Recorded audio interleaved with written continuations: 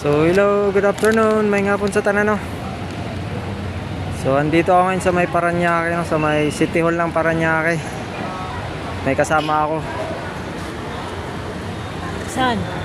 Ito? Sama ako si Mrs. no. Wala ako nakita eh. So may sadya ako dito sa may City Hall no. Ayan. Dahil natikitan ako sa may SM Sukat sa may C5 flyover no.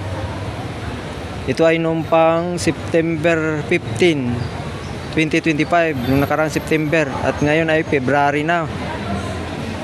So maglilimang buwan na siya na. Ngayong 15 no, February 15 maglilimang buwan siya.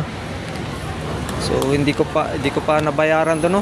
So gawa ng sinubukan ko mag-ipon para pambayad dito no. Kaso hirap mag-ipon pag mahina ang kita.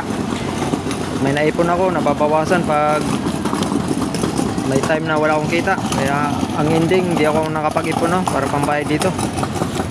So ngayon, sinubukan kong umutang sa online.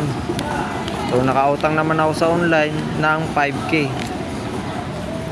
Ang concern ko lang ngayon ay baka kulangin yung 5K no, dahil maglilimang buwan na. Niisip ko kung magkano abutin yung penalty araw-araw no.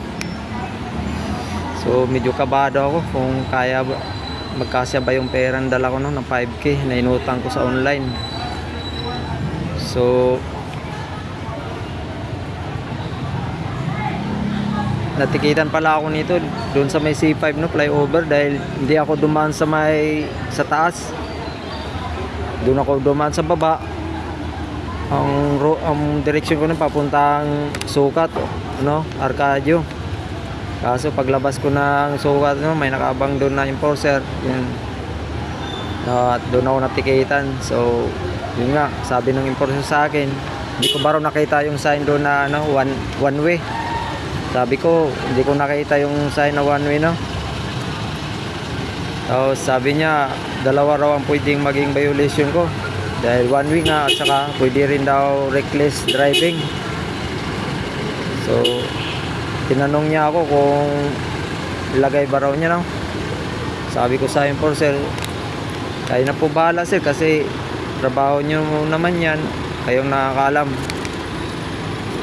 So nung tinikita niya ako, isa lang ang nilagay niya no, ang nakalagay, nakasulat violation no entry ang nakalagay.